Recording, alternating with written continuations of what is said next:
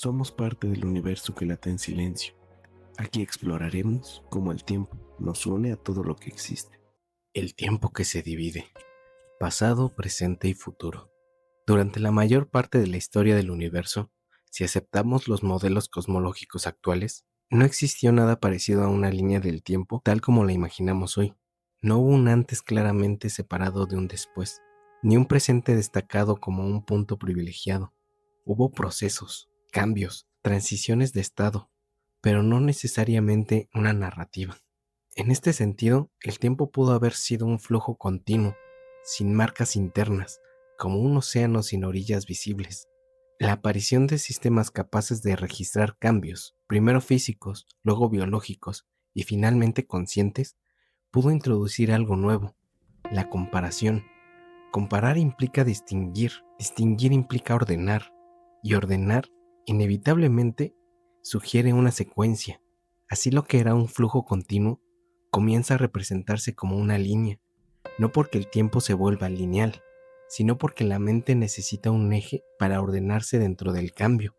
Esta línea no tiene por qué ser una propiedad fundamental del universo. Podría ser una construcción cognitiva útil, una herramienta para navegar con la complejidad.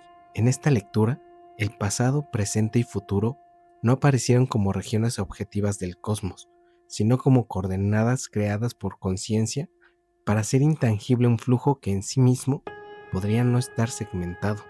En física, la noción de una dirección temporal suele asociarse con el concepto de entropía.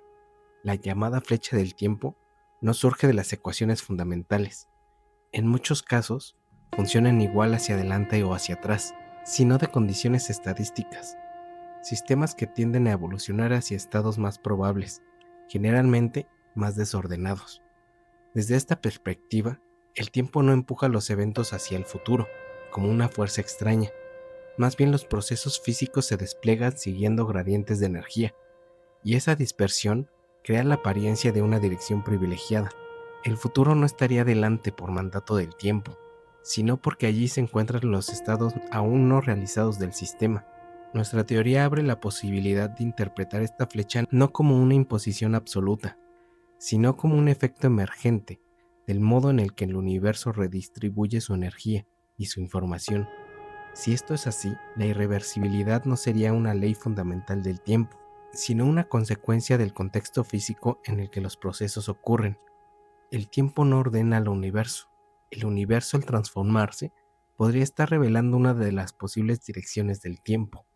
Aunque hablamos de pasado, presente y futuro como compartimentos separados, nada en la física dice que existen como entidades independientes. Es posible pensar esta división como una aproximación práctica, no como una fractura real del tiempo.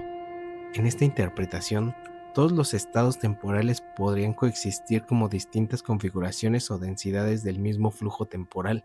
El pasado no tendría que desaparecer para dar lugar al presente. Podría persistir como información estructurada, como una huella estabilizada del flujo. Del mismo modo, el futuro no podría estar vacío o indeterminado, sino abierto, flexible, aún no condensado. El presente entonces no sería un punto matemático sin duración, sino una región de interacción donde esas densidades se encuentran. Esta visión no afirma que el pasado y el futuro existan de la misma forma que el presente, pero tampoco los reduce a simples ilusiones. Propone más bien una división temporal. Es una forma de escribir diferentes estados del mismo proceso continuo. La unidad del tiempo no se rompe, se expresa de manera distinta según como observamos. Cuando el tiempo físico entra en contacto con la mente humana, ocurre una transformación profunda. Los procesos se convierten en experiencias.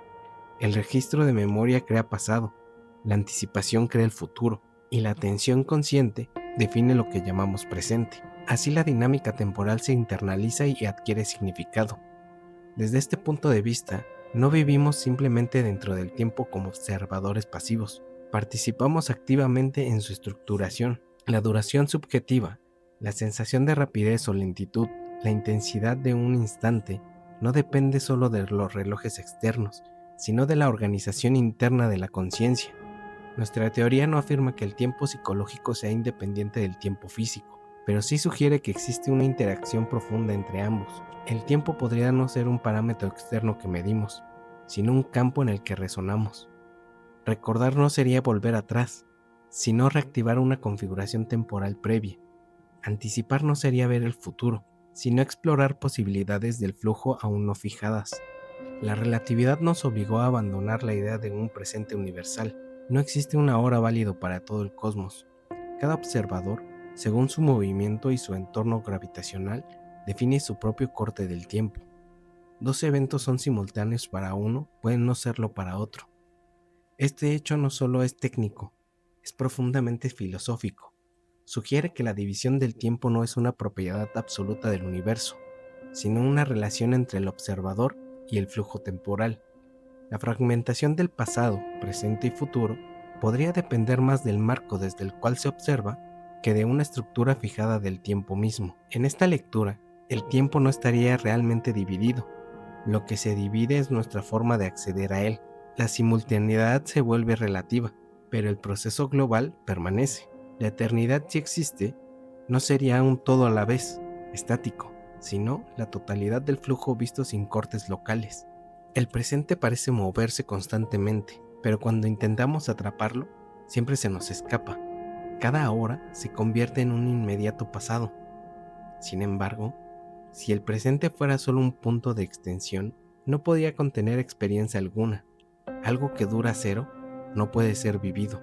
Esto abre una paradoja. El instante es fundamental para nuestra experiencia, pero parece no existir como entidad aislada. Tal vez el presente no sea un punto, sino una superposición, un espesor temporal donde múltiples escalas del tiempo interactúan. En ese sentido, cada instante podría contener rastros del pasado y semillas del futuro. La división del tiempo podría ser entonces una estrategia cognitiva para abordar el infinito de manera finita. No porque el tiempo esté fragmentado, sino porque necesitamos fragmentarlo para comprenderlo. El tiempo no pasa como un objeto que se desplaza, se despliega como una estructura que se revela gradualmente. El pasado, el presente y el futuro no tendrían por qué ser lugares separados del universo. Podrían ser modos distintos de relacionarnos con un mismo proceso continuo, las formas de mirar una totalidad que sin esas divisiones resultaría inalcanzable. Cuando comprendemos esta posibilidad, el tiempo deja de ser una frontera que nos separa de lo que fue y de lo que será.